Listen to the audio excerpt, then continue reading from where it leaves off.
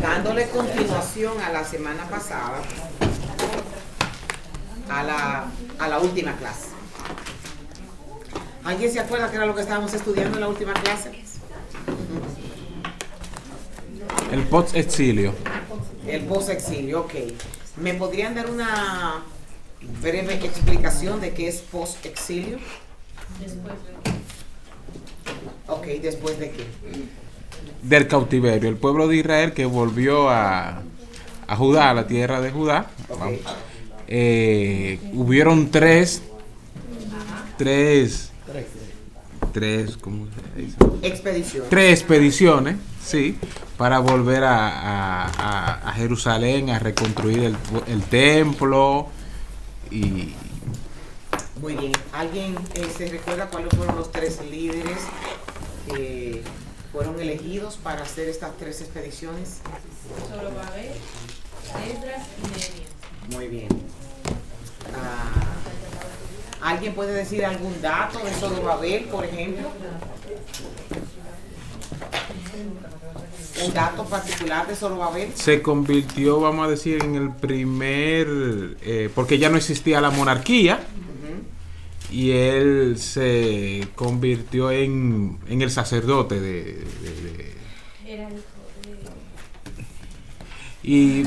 y de ahí viene el linaje también de Cristo, de Zorobabel. Es parte del linaje. de David. Del linaje de David. Exacto. Sí. Era hijo de David. Él no se convirtió en sumo sacerdote, sino como en el gobernante, como el gobernador. Ahí fue que comenzó los sumos sacerdotes a tener el poderío que antes tenían los reyes.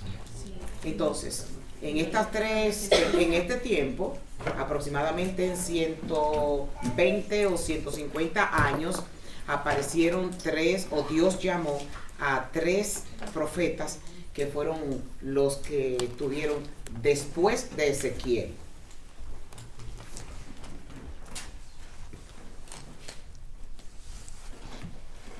Vamos a ver qué le pasa a este niño.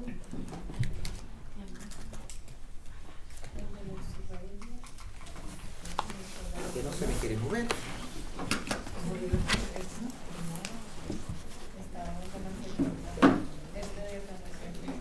Ok. Por ejemplo, cuando nosotros estamos estudiando los profetas menores, parte de los profetas menores, en este caso estos profetas que son de post-exilio, vemos muchas manifestaciones de parte de Dios.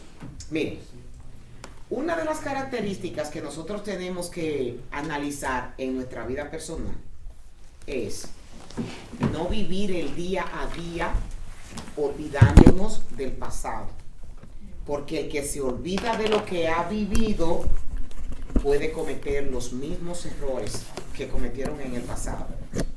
Es muy importante que nosotros siempre hagamos un análisis en qué fallamos atrás, en las múltiples formas en que Dios nos rescató en el momento en el que estábamos cuando Dios lo hizo. Nosotros tenemos los libros en la Biblia no para nosotros hacer superhéroes a estos hombres que nosotros cotidianamente estamos mencionando, sino que veamos a Dios como el protagonista de todos los sucesos. Y suceden muchas cosas precisamente para que nosotros podamos ver la mano de Dios obrando. Aquí nosotros vemos que la mano de Dios estaba con el pueblo. Estaba con Esdras cuando guiaba al pueblo a Jerusalén. Esto lo encontramos en Esdras en el capítulo 7, en el verso 6. Está con todos los que le buscan. Ahí lo encontramos en Esdras capítulo 8, versículo 22. Por ejemplo, cuando nosotros estamos pasando por momentos de dificultades, una de los momentos más traicioneros en la fe que tenemos es creer que Dios nos ha abandonado. Y cuando esos pensamientos comienzan a gobernar nuestras mentes, lo que nosotros le estamos diciendo a Dios es que Él es muy temperamental, que a veces está y que a veces no. Y cuando hacemos esto, lo que estamos afirmando es que Dios no es un Dios estable, que Dios no es fiel, que Dios no es inmutable y que Dios no cumple sus promesas. El asunto de nosotros es que nosotros queremos darle tiempo a Dios para que actúe. Y queremos que Él lo haga cuando nosotros queremos. Y se nos olvida de que en su soberanía Él puede hacer las cosas como quiera y a su tiempo. Porque nosotros ni con ayuno, ni con oración, ni con doblar rodillas, ni con amanecer en vigilia, podemos doblarle el brazo a Dios. Las cosas se dan cuando Él cree que es el momento apropiado, cuando Él cree que es el momento oportuno. Algo sencillo. Nicole no sería capaz de ponerle a Oscar Santiago la llave del carro de su casa. Si él lo hiciera, ¿qué ustedes pensaron? Que es una locura. E incluso nosotros mismos, de este lado, los que somos un poco más conservadores, nos asombramos mucho cuando vemos que niñas de 10 años ya andan en tacones y maquilladas. ¿Por qué? Porque entendemos que se está adelantando a su tiempo y que su estilo de vida, su estilo diario de vestimenta está trayendo un mundo al que ella todavía no pertenece. Y es por eso que todas las etapas tienen que vivirse. Y estoy poniendo esto como un ejemplo sencillo de que Dios hace las cosas, aunque es muy pobre mi ilustración comparada con el poder y la soberanía de Dios, pero para que nosotros más o menos podamos tener una idea de que Dios siempre hace las cosas como Él las ha prometido. Aquí nosotros podemos encontrar en el tema que vamos a tratar esta noche, que de quien vamos a hablar es del profeta Ageo, que Dios está en contra de todos los que lo abandonan.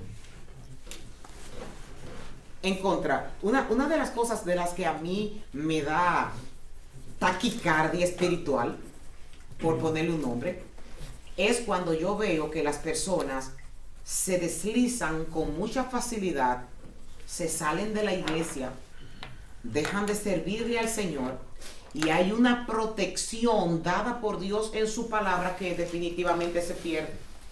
¿Por qué se pierde? Porque las promesas de Dios están para todos aquellos que lo buscan y que le obedecen. No estamos hablando de alguien que ha fallado y que vuelva y entre el pie en el redil. Estoy hablando de el que se fue y que encuentra, como respuestas que yo he escuchado, que sienten lo mismo estando en la iglesia que estando afuera, que no ven ninguna diferencia entre estar en la iglesia y estar afuera. El punto 4 aquí es que Dios está a favor de su pueblo y en contra de sus enemigos.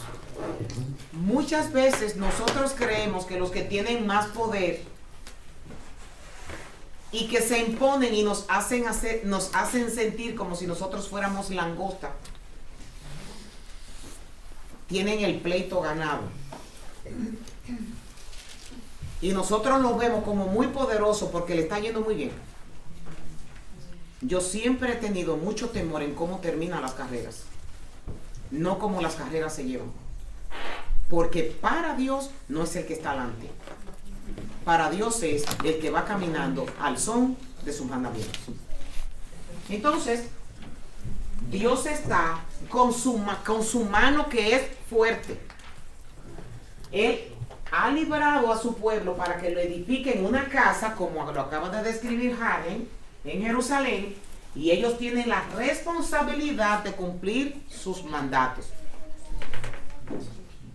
Por ejemplo, yo hablaba con alguien en estos poquitos días y yo les decía que lo que nosotros hacemos para Dios lo tenemos que hacer de todo corazón, pensando que es para Dios.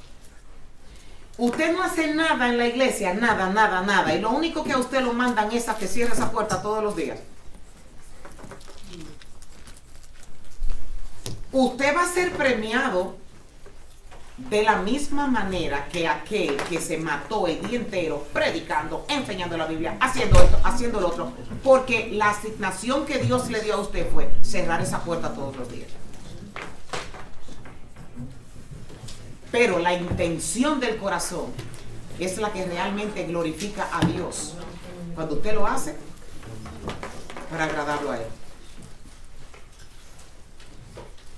Todo esto es para que nosotros veamos la mano de Dios. En todo lo que aquí se diga, es la mano de Dios que vamos a ver.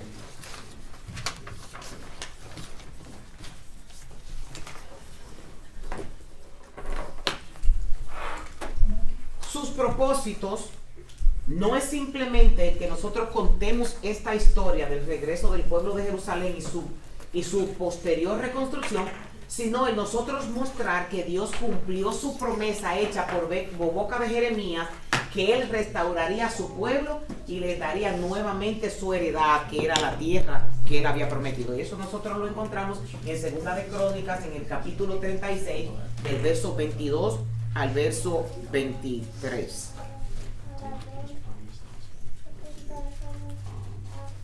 Dentro de los propósitos de Dios, Él muestra que Él controla a todas las naciones y a quienes están en eminencia, hecho comprobado por medio del comportamiento de Ciro, de Darío y de Artajerjes, que cuando nosotros leemos la historia nos encontramos con que Dios usó a estos hombres que no eran judíos, que no eran creyentes, para su gloria, para que sus planes se dieran. Por ejemplo, yo sé que no todos ustedes saben que la compañía donde trabaja Juan nos dieron un pequeño contrato de 2 días para llevarle comida a un equipo de supervisores que tenían, que era de 25, ayer y hoy. Y nosotros cocinamos. La verdad es que yo oré muchísimo porque yo sentí que Dios podía abrir una puerta. Ayer hubo un poco de silencio, aunque me dijeron que se habían comido toda la comida. Y hoy en la noche, ya más tarde, Juan me llama y me dice que el supervisor de la planta de aquí de Bethlehem, que es una planta grandísima, se le acercó y le dijo: ¿dónde tú conseguiste esa comida? Y Juan le dijo: es un business familiar. No le dijo que era ni su iglesia, ni su mamá, que estaban involucrados en nada. Un negocio de familia, le dijo que era. Y él dio la aprobación de que la comida estaba muy buena. Entonces, ese hombre no sabe quiénes somos nosotros. Y yo sé que es la mano poderosa de Dios la que está hablando. Ya ahorita me hablaron de que hay un proyecto en febrero, no con 25 personas 2 días, con 50 personas los 5 días de una sola semana. Gloria al Señor. Estamos hablando de un prospecto a $1,000 diarios, solamente por nosotros cocinar. Gloria a Dios. Hay que orar para que nos den el contrato ese.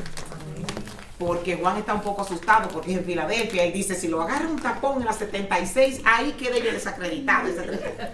Pero con esto yo estoy tratando de hablar de que, y pudiera sentarme aquí toda la noche para hablar como gente de eminencia que jamás en la vida uno pensó visitarlo o hablar con esa persona. Dios le tocó el corazón y dijo: mira para allá, mira, ese que está ahí, o esa que está ahí.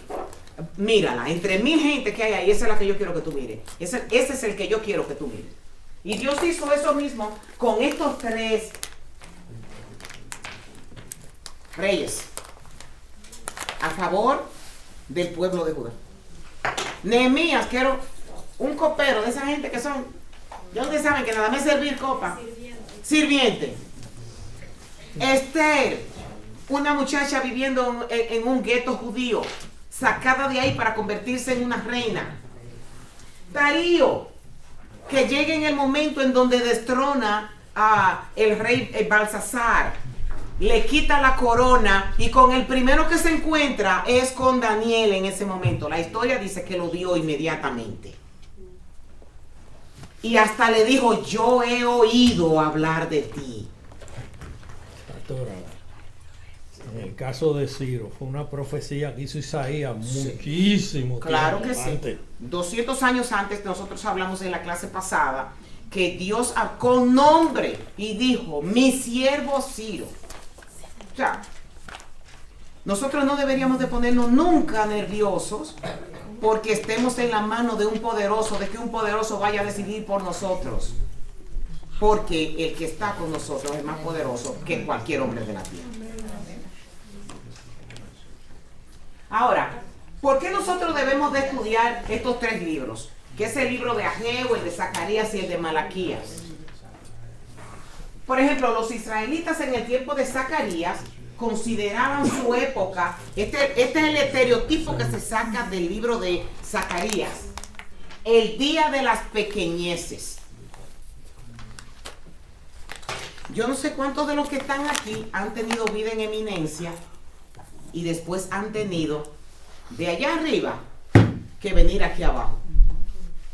Yo no sé cuántos de ustedes han experimentado eso. Pero esta gente estaba viviendo justamente ese momento. El momento en donde ellos eran una nación con una monarquía, tenían un nombre, tenían prestigio, eran conocidos en todas las naciones por ser el reino de Judá. Sin embargo, ahora se habían convertido en unos vasallos. Vasallos es alguien que no tiene ningún poder porque tiene un superior que lo gobierna. Entonces, Zacarías llama el día de las pequeñeces porque fue abajo. De estar arriba, fue abajo. Y él habla mucho de esto. Después de todo, los días de gloria de la conquista, la realeza, la independencia de Israel eran ya cosa del pasado. Yo no sé si ustedes se han encontrado con gente que tuvieron, fueron muy prósperos y nada más hablan de eso. Porque tuve, porque mi casa. No se despegan de ahí. No aterrizan. No bajan a la realidad. Mira, ya tú bajaste de ahí a acá. Ahora hay una vida aquí abajo que tú tienes que comenzar a construirla, que tú tienes que comenzar a hacer tus planes, porque nadie vive del pasado ni de la gloria pasada. Y esto es lo que estos profetas quieren. Dios los está llamando para eso. Como súbditos del imperio persa, el Israel posterior al exilio carecía de una autonomía nacional. No tenía un rey davídico, porque eso, por ejemplo, ¿por qué ustedes creen que está la corona en Inglaterra? Esto es orgullo para ellos. A los ingleses, no obstante a que ellos tienen un gran poderío, pero viven del pueblo. Pero a los ingleses ahora mismo le preguntan que si quieren quitar la monarquía y te van a decir que no. Porque para ellos eso representa estatus. Y aquí nosotros estamos viendo que esta gente no tienen a nadie. Que son súbditos. Que no tienen quien los gobierne en Jerusalén. Que aunque el templo finalmente fue reconstruido, este segundo templo carecía de la gloria anterior, por lo que aquellos que habían visto el templo de Salomón lloraron por verlo. Eso es como cuando se dice, usted tuvo una casa hermosa, preciosa, con jardines, con lugares donde usted, para parquear 5 carros, y los padres quebraron y vienen los adolescentes que no tienen ningún tipo de qué fue lo que pasó, y vienen los papás con los muchachitos y les dicen, esta va a ser nuestra casa de ahora en adelante. Y los muchachitos, ¿qué? ¿Y la piscina? ¿Y dónde está esto? ¿Y el gimnasio? ¿Y el lugar donde nosotros veíamos y el cine?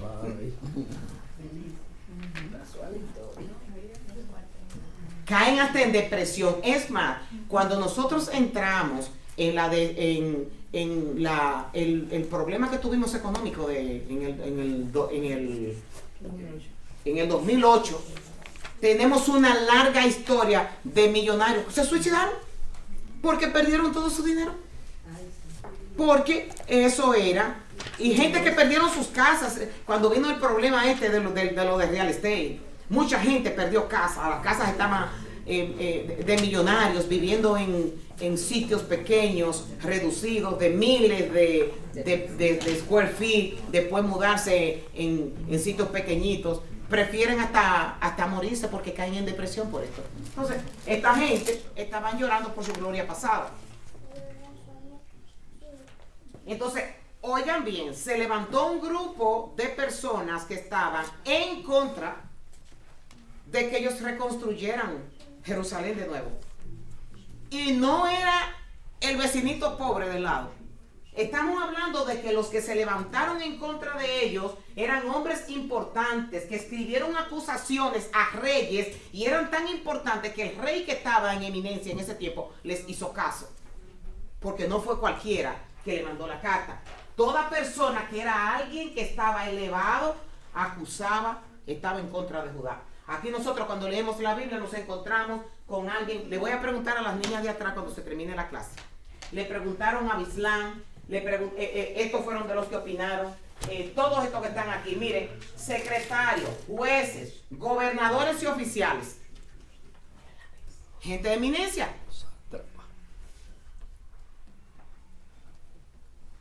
Miren la carta que le enviaron al rey cuando ellos estaban en plena reconstrucción. Al rey Artajerjes. Al rey Artajerjes, de parte de sus leales súbditos de la provincia situada al occidente del río Éufrates. El rey debería saber que los judíos llegaron a Jerusalén de Babilonia y están reconstruyendo esa ciudad. Oiga, están reconstruyendo esa ciudad rebelde y malvada. Ya han hecho los cimientos y pronto terminaron sus murallas. El rey también debería saber que esa ciudad se reconstruye y se completan sus murallas. Su reino se verá perjudicado porque los judíos, oigan, se negarán a pagar los tributos. Eso es predisponiendo lo que está. Los derechos aduaneros no lo van a pagar y los peajes correspondientes. Ya que nosotros somos leales súbditos de usted y no queremos que se deshonre al rey de esa manera, hemos enviado esta información a su majestad. Sugerimos que se investigue en los registros de sus antepasados, en lo que descubrirá que lo rebelde que fue esa ciudad en la antigüedad. O sea, es predisponiéndolo completamente con Artajerjes. De hecho, fue destruida a causa de su larga y conflictiva historia de rebelión contra los reyes y las naciones que la controlaban. Advertimos al rey que si esa ciudad se reconstruye y sus murallas se completan, su majestad perderá la provincia situada al occidente del río Éufrates.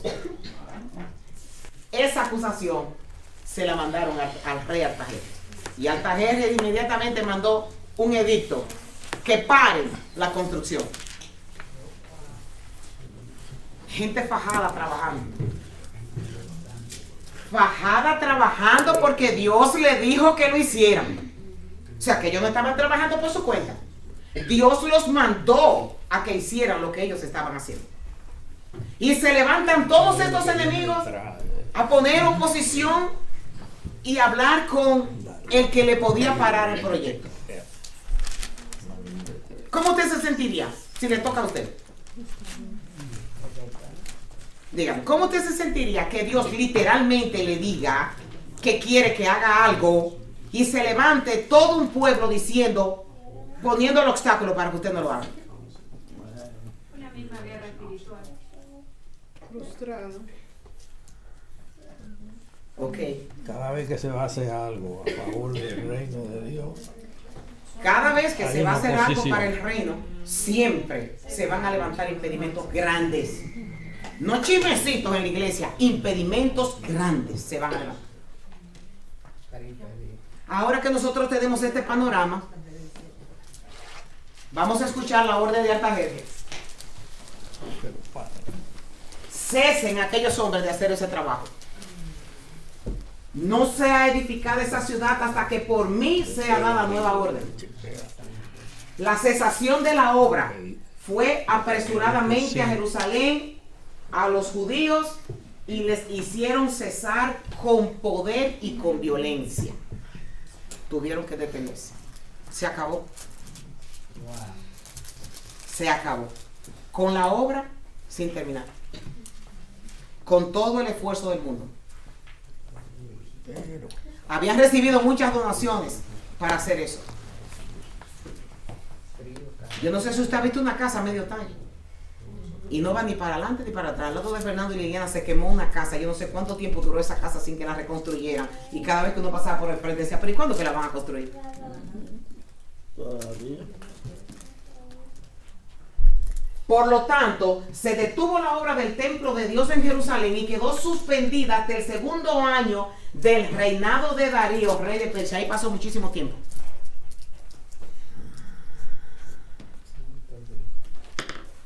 Ahora, con todos estos impedimentos, no pasó un año, no pasaron dos, pasaron varios años. Y por ejemplo, si ellos no tenían nada que hacer con el templo, tenían que hacer otras cosas. Tenían que dedicarse a hacer otras cosas.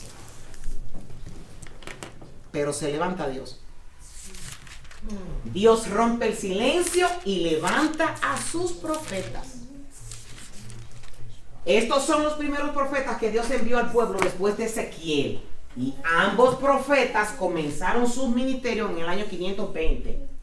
Ageo y Zacarías. Más adelante nosotros hablaremos de Malaquías. Vamos a ver este cuadro. Yo le acabo de narrar a ustedes dramáticamente cómo se sentía el ánimo. Yo no sé usted si ha experimentado alguna vez que usted de todo corazón, con toda buena intención, quiere hacer algo para Dios y se lo impiden. Se llora. Se llora. Se llora. Esta gente le está pasando lo mismo. A ellos le está pasando lo mismo. La comunidad estuvo luchando con un gran desánimo. Y la duda y la desesperación, mientras se preguntaban si la promesa de Dios se convertiría alguna vez en realidad, porque en eso es que uno cae. Como a tambalear, a dudar un poco. ¿Y serías tú que me llamaste a hacer esto? ¿Y serías tú? Ya lo ponen en duda porque son tantos impedimentos. Ese Zambalá y Tobías hicieron un trabajo majestuoso para desencantar a esta gente. En esta situación, entonces Dios envió al profeta Ageo, envió a Zacarías y envió a Malaquías para pronunciar palabras poderosas de desafío y consuelo a su pueblo cansado por los obstáculos cotidianos. Es nuestro Padre Celestial, que es maravilloso. Él sabe cuando ya nosotros estamos en el suelo y que de ahí no bajamos. Él sabe. Es posible que también usted tenga alguna condición en la que esté orándole al Señor y no ha visto resultados. Miren, los judíos dicen que si Moisés le hubiera llorado un poquito más a Dios, hubiera entrado a la tierra prometida. Si le hubiera llorado un poquito más. Yo no sé, pero hay unas lágrimas que a mí me salen que parece que son de sangre, de tanto que me duelen. Pero Moisés insistió y el Señor le dijo, ya no me hable para eso. Sí, pero eso es una hipérbole que el judío utiliza para hablar de que Dios que responde. También el Señor Jesucristo, cuando habla de la viuda incesante, dice, el reino de los cielos se compara a una viuda que insiste y que insiste y que insiste, y hasta que este hombre que es malo y que no cree en Dios, le contesta. Pero Dios está moviéndose en medio del desánimo y tiene que hacer algo. Y llega este hombre, el profeta Ageo. Y a mí me encanta el profeta Ageo, porque Ageo duró 4 meses como profeta. Y nosotros todavía, miles de años después, estamos hablando de él solo por 3 profecías que Dios le dio. 3. El libro contiene 4 profecías, perdón. Todas ellas relacionadas con la reedificación del templo bajo Zorobabel. Y profetizó, como le acabo de decir, solo 4 meses. Que a veces uno se cree. A veces nosotros vinimos al mundo con un solo propósito de parte de Dios, para hacer una sola cosa, una sola vez. Y no más. 4 meses. Y tenemos al profeta Ageo aquí como muestra de ello. Aquí vamos a ver un poquito esta gráfica para que ustedes puedan tener, se refresquen un poco con el tiempo. Por ejemplo, comenzamos en el año 570. Recuerden que no es como ahora se cuenta. Ahora se cuenta 2020, 2021, 2022, 2023. Antes de Cristo se contaba al revés. 20, 19, 18, 17, 16, 15. ¿Se entendió esto? Para atrás. Hasta que se llegó al punto 1 de Cristo. Después del punto 1 de Cristo se comenzó a contar para adelante. Por eso es que cuando ustedes ven aquí 570 antes de Cristo, puede que se confundan. El número va bajando hasta que llega al número 0 y comienza entonces el 1. Año 1, año 2, año 3, año 4. Pero antes de Jesucristo la cuenta era diferente. Después de Cristo. Antes y después de Cristo. Por ejemplo, aquí más o menos, yo no voy a dar tanta explicación de lo de arriba porque ya nosotros en las otras clases lo hemos hablado. Pero yo quiero concentrarme aquí con este hombre. E incluso esta gráfica nos muestra aquí que el libro de Esdras se escribió solamente del capítulo 1 al capítulo 6, entre el 540 y el 530, y se terminó de escribir en el 450. Y nosotros lo leemos ahí y creemos que... Entonces, aquí ven que en las clases, la última clase que le dije que este acontecimiento no fue el último. El libro de Esther se escribió en el 483, entre 483 y 473. Ageo, aquí lo tenemos, mire, cortitico, profetizó. Y ustedes lo van a poder tener más. Miren cuando vino Nehemías. Malaquías fue el que profetizó en los tiempos de Nehemías. Pero mientras tanto, estos dos fue 100 años después. Pero estos dos aquí fueron exactamente en el tiempo del desánimo del pueblo. El propósito de la escritura, ahora es que nosotros vamos a entrar. Todo eso fue introducción, lo que yo le dije. Para que podamos entender un poquito las profecías de Ageo. Ageo buscaba desafiar al pueblo de Dios con respecto a lo que son las prioridades. Para ellos y para nosotros al día de hoy. ¿Cuántas profecías hay en Ageo? Los teólogos no se ponen de acuerdo con esto por las veces que se repite la expresión vino palabra de Jehová por medio del profeta Ageo. Se repite 5 veces, aquí están las citas. Oráculo significa profecía también. Entre los judíos se habla de que son 4 oráculos por la causa de que solamente da referencia a la fecha del oráculo con la frase día y mes. Y de esta manera, en el capítulo 1, en el versículo 3, no da ninguna referencia a esas fechas. Y es por eso que se entiende que el primer oráculo del 1.1 es el mismo de 1.3. Por lo pronto podríamos concluir que son 4 profecías, no 5. Y usted si lee, es un libro cortito, nada más tiene 2 páginas, 2 capítulos. Usted lo lee y donde dice el primer oráculo, usted lo subraya para que vea. Y después en el otro usted lo subraya. Aquí están las citas. Pero usted tranquilito en su casa lo lee para que se lo aprenda y que pueda decir que usted se sabe Ageo completo. Por ejemplo, el 29 de agosto del segundo año del reinado de Darío, el Señor dio un mensaje por medio del profeta Ageo. ¿Qué ustedes pudieran interpretar ahí cuando ustedes leen de que fue en el segundo año del profeta Darío? Del rey Darío. Que fue al principio del reinado. Pero había pasado un tiempo donde el pueblo estaba detenido. Fue como para que empezara, arrancaran la obra nuevamente. Pero hacía 2 años ya que Darío estaba en el trono. Lo que yo quiero es que nosotros veamos el tiempo tranquilo, donde ellos no hacían nada. Donde se paró la obra totalmente. Y Dios llamó a Ageo. Y dice el capítulo 1 de Ageo que el Señor dio un mensaje por medio del profeta Ageo a Zorobabel, hijo de Salatiel, gobernador de Judá, y de Jesúa, hijo de Josadá, el sumo sacerdote. Esto es lo que dice el Señor de los ejércitos. Vamos a escuchar lo que Dios está diciendo.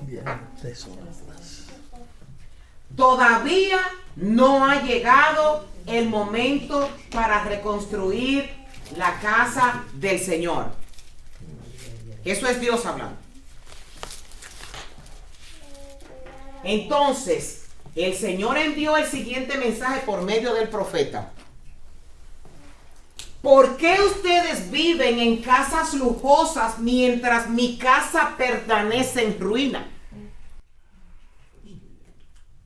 ¿Cómo es que ustedes nada más se preocupan por la casa donde viven y no se preocupan por las prioridades de mi casa? Esto es lo que dice el Señor de los ejércitos celestiales. Miren lo que les está pasando. Han sembrado mucho, pero han cosechado poco. Comen, pero no quedan satisfechos. Beben, pero aún tienen sed. Se abrigan, pero todavía tienen frío. Sus salarios desaparecen como si se los echara en el bolsillo lleno de agujeros. No les rinden. No les rinde el dinero. Se le vuelve sal y agua. Porque lo usan solo para sus deleites. Y no quieren atender su casa. Eso es una palabra tremenda. Se ganan lo que se ganan, pero no le alcanza el dinero. Es como si fuera que se echan el dinero en un bolsillo roto. Porque han descuidado mi casa. Eso es para ponerse a temblar. En medio del desánimo, Dios habla. Algunos de ustedes recuerda esta casa, este templo con su antiguo esplendor. ¿Cómo se compara este con el otro? Ese era el comentario que había entre uno y otro. Porque lo que ellos decían era, y lloraban los más ancianos porque veían que era un templo insignificante lo que habían. Dios está viendo que esta gente lo que está es pensando en ellos. Y la casa de Dios que funcione como tenga que funcionar, pues yo tengo que echar para adelante con lo mío. Y Dios le está diciendo, analicen bien lo que le está pasando a ustedes. No sé, entonces comienzan a discutir porque el templo que reconstruyeron lo sienten mediocre. Acuérdense que de una casa grandota lo que tienen es una casa chiquita. Y Dios le dice, no se parece en nada. Sin embargo, ahora dice el Señor, Zorobabel, sé fuerte. Yeshua, hijo de Josadá, sumo sacerdote. Ustedes que aún quedan en la tierra, sean fuertes. Así que ahora, manos a la obra. Porque yo estoy con ustedes, dice el Señor de los ejércitos. Mi espíritu permanece entre ustedes, así como lo prometí cuando salieron de Egipto. Por tanto, no teman. Sigan trabajando, le dice el Señor. Eso es glorioso. Yo no sé cuántas veces yo he leído esta profecía de Ageo. Porque es que si Dios está con nosotros, no importa lo que veamos.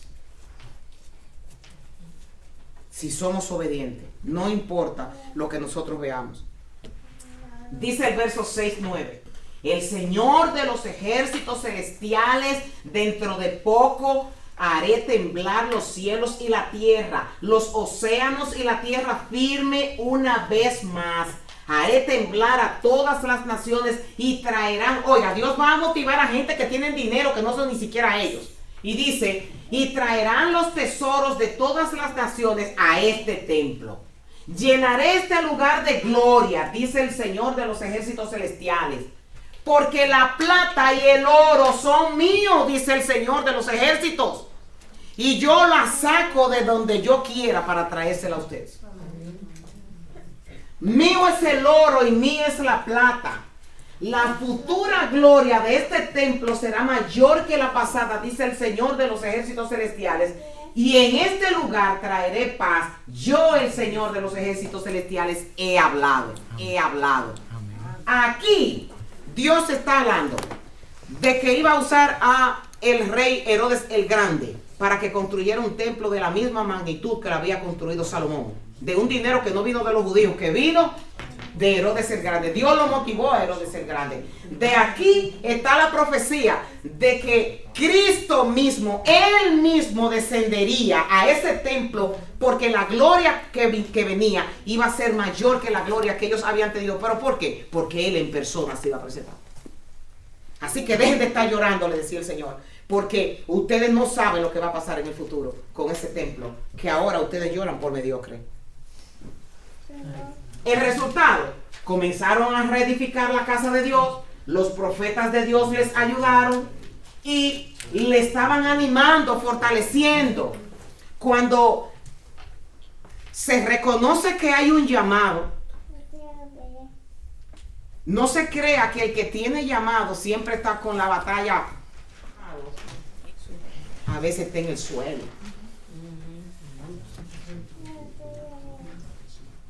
Y Dios usa gente para darle ánimos a esa persona y que esa persona vuelva otra vez y se ponga la ropa de la batalla.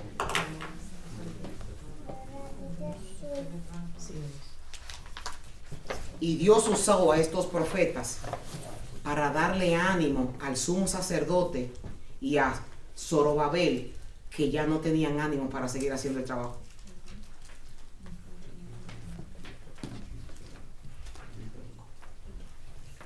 Después de todo esto, más problemas. Si ustedes creyeron que la historia pasó bonita y feliz, más problemas. Las objeciones de las autoridades. ¿Quién les ha dado orden para edificar esta casa y levantar estos muros? ¿Cuáles son los nombres de los hombres que hacen este edificio? La protección de Dios, en el versículo 5. Mas los ojos de Dios estaban sobre los ancianos de los judíos. No les hicieron cesar hasta que el asunto fue llevado a Darío. Tremendo. Dios le dio ánimo, pero volvió otra vez y entró otro desánimo. Pero esta vez se mantuvieron firmes. Esta vez no se callaron porque estaban seguros de que Dios estaba con ellos.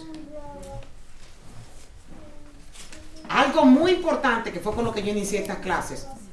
Tenemos que tener un llamado a recordar lo que Dios ha hecho por nosotros en el pasado.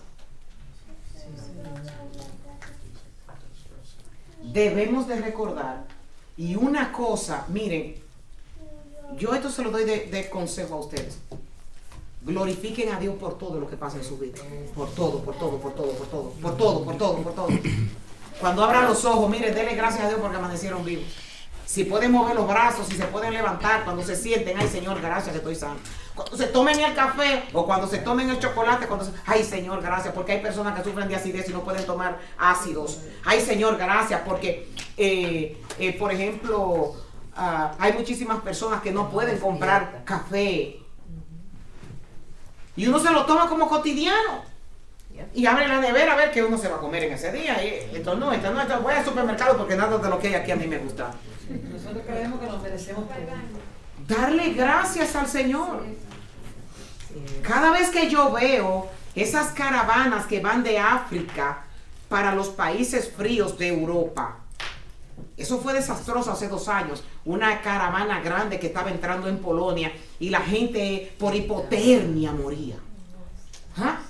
Con niños, y los encontraban, la guardia de seguridad los encontraba abrazaditos con una mantita, ellos, una familia completa.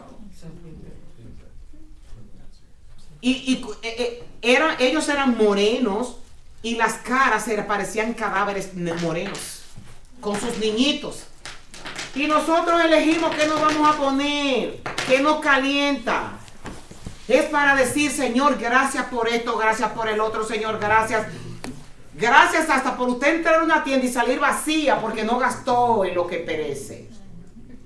Comenzar a tener detalles cuando usted va al supermercado y que les rindió el dinero o que usted compró nada más lo que necesitaba, porque nosotros usamos mucho comer dentro del supermercado. ¿Qué es comer dentro del supermercado? Comprar con los ojos. Mañana voy a hacer esto, pasado mañana voy a hacer el otro, y vuelves a almacenar y no cocinas nada. Entonces hay tantos motivos para darle gracias al Señor. Gracias, porque tú te montes en tu carro y porque tú llegues bien. Entonces eso hace que tú comiences a cultivar, es un lenguaje de gloria a Dios. Y por eso nosotros tenemos un llamado a recordar todo lo que Dios ha hecho por nosotros. Una y otra vez los profetas posexílicos llaman al pueblo de Dios a recordar su pasado. El pasado de Israel les recordó que su Dios es fiel y ciertamente cumplirá todo lo que Él ha prometido, como lo va a hacer con nosotros. Amén. Por ejemplo, en respuesta al cuestionamiento de Israel sobre su amor por ellos, Dios responde: ¿no era Esaú hermano de Jacob? Sin embargo, yo amé a Jacob y aborrecí a Esaú. ¿Cuántas personas hay en la calle sin Jesucristo y usted está aquí cogiendo una clase bíblica? Eso es un privilegio que ya nosotros tenemos porque Dios nos eligió a nosotros. Y por ejemplo, con los jóvenes que están en una temporada ahora, que están muy entretenidos con todas las cosas que pasan, a veces yo soy como un poco tolerante con ellos, porque no porque los apoye, sino porque el hecho de que ellos estén aquí en la iglesia es porque Dios lo eligió. Dios los eligió. De que todavía ustedes no estén enfocados en cuáles son las prioridades, pero ya Dios los eligió y están aquí. Al contrastar los destinos de los descendientes de Jacob y los descendientes de Saúl, Dios está recordando su larga historia de cuidado, de perdón y de restauración hacia su pueblo del pacto, como lo va a hacer con nosotros siempre. Referencias proféticas de Ageo. Como en la mayoría de los libros de los profetas menores, Ageo termina con una promesa de restauración y de bendición. En el último verso de Ageo 2:23, léanlo esta noche antes de acostarse, son 2 capítulos nada más. Dios utiliza un título distintivamente mesiánico en referencia a Zorobabel. Y cuando yo hablo de mesiánico es de Cristo que estoy hablando. Y le dice, siervo mío. Palabras que se usarán solo para Cristo. Referencias proféticas. A través de Ageo, Dios promete hacerlo como un anillo de sellar. Acuérdense que Zorobabel fue el último descendiente de David. Dice que le va a dar un anillo de sellar, que le va a dar autoridad, que le va a dar poder, que le va a dar un cetro de rey sin él ir a reinar. Dios representa la casa de David y la reanudación de la línea mesiánica interrumpida por el exilio. Zorobabel restableció el linaje davídico de los reyes que culminaron con el reinado milenial de Cristo, y Zorobabel aparece en el linaje de Jesucristo tanto en Mateo 1:12 como en Lucas 3:27. Los que le han tocado tocar esos evangelios van a notar que están ahí. Voy rápido porque Cristo en Ageo, ¿cómo lo vemos? El libro de Ageo revela el significativo lugar de Zorobabel en la línea mesiánica de David. Su posición ilustra por ese anillo de sello, que la línea davídica continuaría. Porque ese es un anillo de poder y de autoridad. Y Dios le está diciendo a Zorobabel, tu línea va a continuar. El nombre de Zorobabel aparece entre los ancestros de María en Lucas 3:27 y en los ancestros de José en Mateo capítulo 1 en el versículo 12. Lo cual demuestra su importancia como un medio de injerto de ambas ramas del linaje de Cristo en una misma línea. De los dos. Ay, ya casi nos vamos y me quedan 10 motivos de oración. 10 motivos de oración que nosotros tenemos motivados por Ageo. Petición por una renovación espiritual, personal y nacional. Esos son los motivos que nosotros debemos de llevar esta noche. Confesión de prioridades equivocadas y búsqueda del reino de Dios. Debemos de enfocarnos, por favor, hacer una pizarra y escribir en la pizarra cuáles son las prioridades, las proyecciones que nosotros tenemos para el futuro. Y desnudarnos a nosotros mismos y ver en qué posición está Cristo.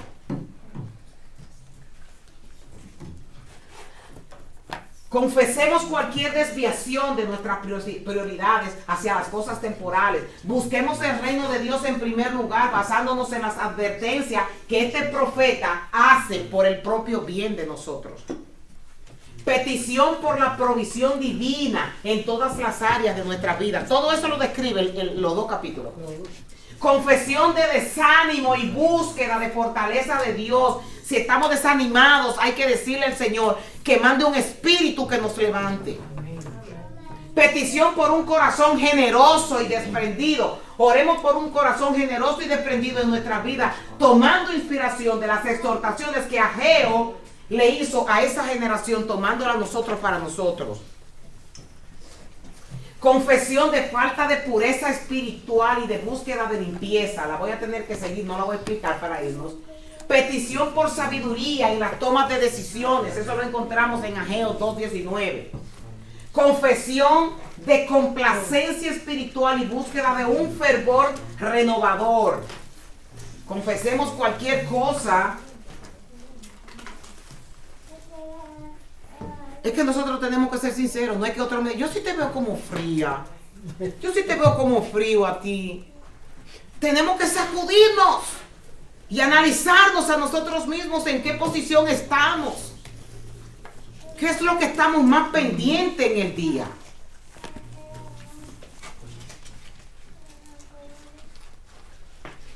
Petición por unidad y colaboración en la obra de Dios. Oremos por unidad, por colaboración en nuestra comunidad, tomando como inspiración la palabra de Ageo sobre el trabajar juntos.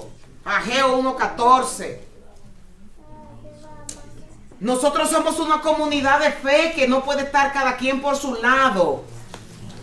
Una de las cosas en la que el Espíritu Santo, el profeta Ezequiel vio cuando salía a la presencia de Dios, era la división que había dentro del templo. Agradecimiento por las promesas de la presencia divina. Agradezcamos a Dios, como yo le acabo de decir, por todas las cosas que cotidianamente. Este es el último ya. Aplicación práctica. El libro de Ageo llama la atención sobre problemas comunes que la mayoría de la gente enfrenta hoy en nuestros días.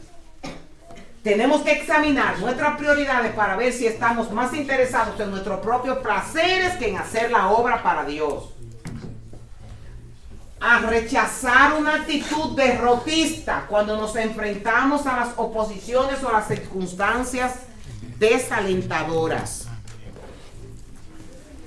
Confesar nuestras faltas y buscar una vida santa ante Dios. Actuar valientemente para con Dios, porque tenemos la seguridad de que Él está con nosotros siempre y tiene pleno control de nuestras circunstancias. A descansar seguros en las manos de Dios, sabiendo que Él nos bendecirá abundantemente mientras nosotros le sirvamos fielmente. Que nosotros no vayamos hoy con las pilas puestas por todo lo que Ageo nos ha aconsejado. Yo espero que este profeta no se les olvide jamás y que ustedes entiendan en qué momento Dios lo levantó para darle instrucciones a un pueblo desanimado y que creía que porque no tenía los fondos suficientes no iba a poder terminar el templo. Vamos a orar y a darle gracias al Señor. Germania, ¿puede darnos gracias y despedirnos?